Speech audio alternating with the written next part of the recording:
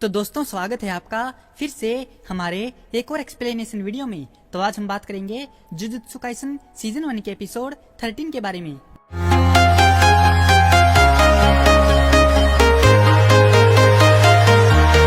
Episode की शुरुआत में हम देखते हैं नानामी यूजी को सावधान करता है कि जैसे ही हमें मौका मिलेगा हम इसे मारना शुरू कर देंगे, हमें इसे आज उसी वक्त खत्म करना होगा। जवाब में महितो ने अपनी राइट हथेली पर एक आंख बनाई और अपनी लेफ्ट बाह को एक ब्लेड के साइज में बदल दिया। लड़ाई शुरू हो जाती है और वे एक दूसरे पर तब तक वार करते हैं जब तक कि महितो स्पाइक्स की बॉल में बदल नहीं जाता। उसे जल्दी एहसास हो जाता है कि उसका उल्टा असर हो रहा है।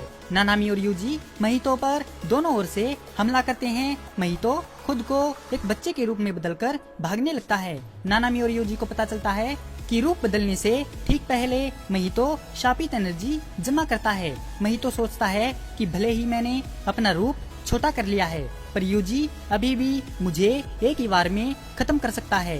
एक यही दुश्मन है जो मेरी टक्कर का है। इतना सोचकर महितो यूजी को बिजी रखने के लिए ट्रांसफिगरेशन इंसानों को उसके ऊपर छोड़ देता है और अपनी नॉर्मल फॉर्म में लौट आता है। साथ ही महितो नानामी पर टूट पड़ता है। उसने नानामी को दीवार पर पटक दिया और बोला कि मुझे ये अच्छे से पता था कि यूजी इंसानों को नहीं मारेगा और अब मैं तुम्हें बदलकर तुम्हें उससे लड़वाऊंगा। देखते हैं तब वो रोता है क्या। यूजी बेवकूफ है और अपने उसूलों की वजह से सच्चाई नहीं देख सकता। नानामी उससे कहता है तुम गलत हो क्योंकि अब यूजी सच्चाई का सामना करना सीख चुका है और वैसे देखा जाए तो बेवकूफ तुम बने हो।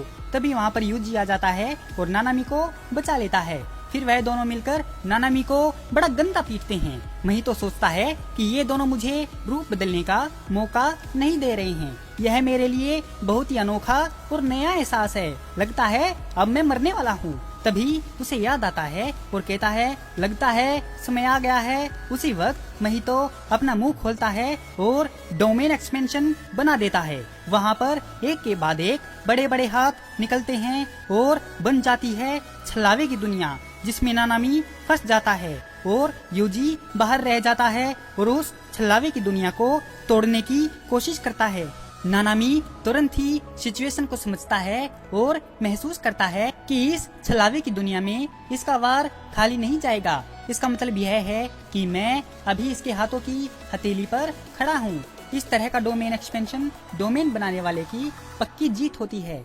जुजुत्सु जादूगर बेकार होते हैं, उन्हें हमेशा दूसरों के लिए जान देने के लिए तैयार रहना पड़ता है और कभी कभी तो अपने साथियों से भी वही करवाना पड़ता है। इसीलिए मैंने जुजुत्सु हाई छोड़ दिया था। सच कहूँ तो मैं वहाँ से भाग गया था।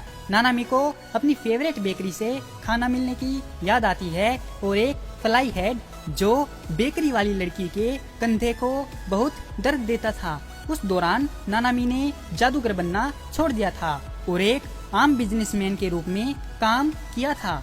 उसे बस 40 की उम्र तक ढेर सारा पैसा कमाना था और अमीर बनना था। फिर एक ऐसे देश में जिंदगी बिताना चाहता था जहां ज्यादा खर्चा ना हो।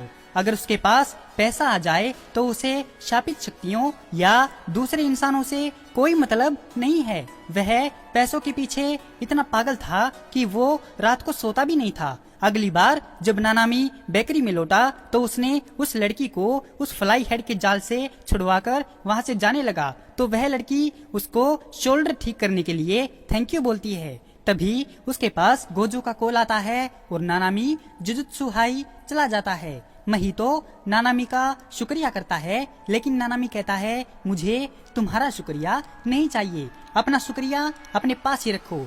आज तक मुझे जितने लोगों ने शुक्रिया कहा है उतना काफी है मेरे लिए।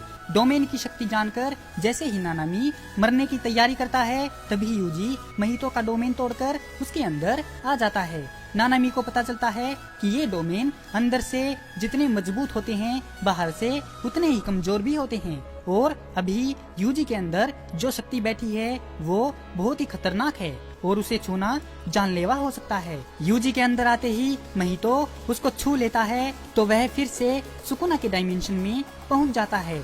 सुकुना उस पर गुस्सा होता है और कहता है, मैंने तुमसे कहा था ना, अगली बार नहीं छोड़ूंगा। इतना कहकर सुकुना ने महितो की छाती में छेद कर दिया, जिससे खून की धारा बह निकली।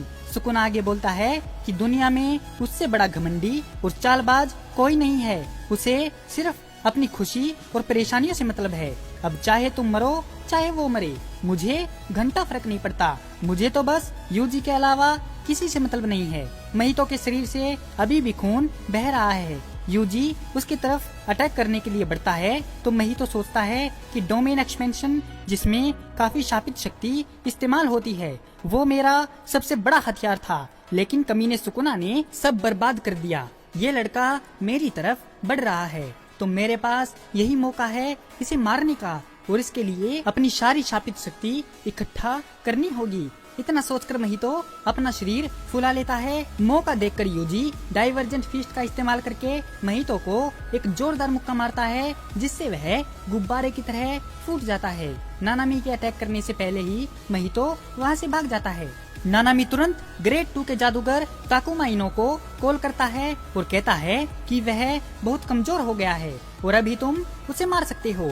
नानामी यूजी को उसका पीछा करने के लिए बोलता है, लेकिन वह देखता है कि घायल होने की वजह से वह नीचे गिर गया है और उठने की हालत में नहीं है।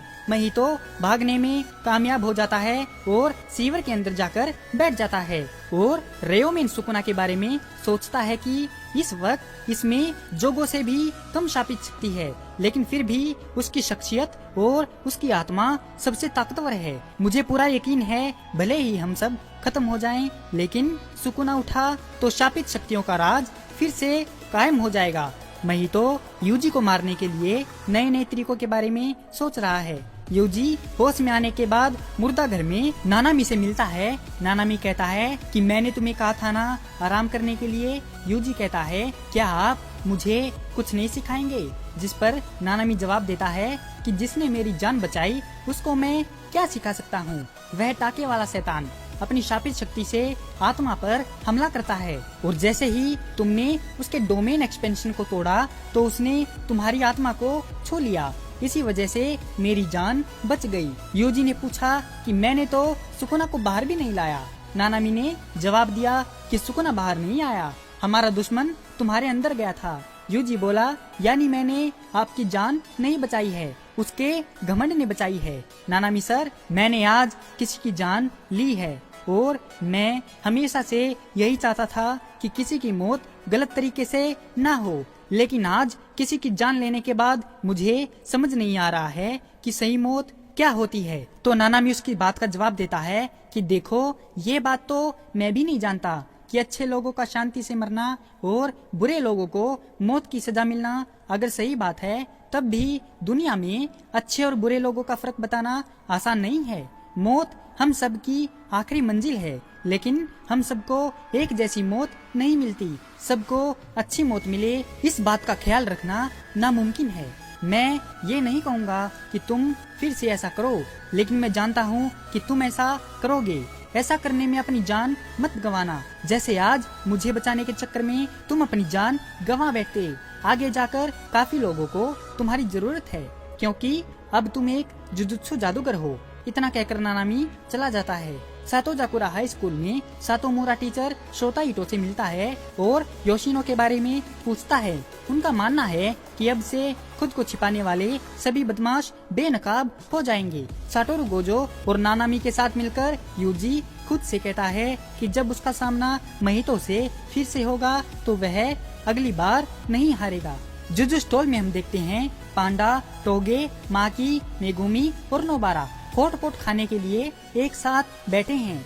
एक बाइट खाने पर माकी ने कहा कि मीट बॉल बहुत अच्छे हैं और पूछती है कि इन्हें किसने बनाया है। मेगुमी ने रेसिपी बताई, ऐसा किया और उन्हें बनाना आसान था। माकी ने कहा कि ये हैरान होने की बात नहीं है कि मेगुमी खुद के लिए खाना बना सकता है, जिस पर मेगुमी का कहना है कि यूजी ने सच में उसे खाना बनाना सिखाया था। नोबारा कहती है कि यह मीट बॉल उसे यूजी की याद दिलाएंगे और दूसरी ओर यूजी छींकता है जैसा कि उसके दोस्त उसके बारे में बात कर रहे हैं। वह और गोजो मीट बॉल के साथ हॉट पॉट भी खा रहे हैं। गोजो कहता है कि मीट बॉल बहुत अच्छे हैं, जिस पर यूजी जवाब देता है कि उन्हें बनाना बहुत आसान है, यहाँ तक कि मेगुमी भी उन्हें बना सकता है।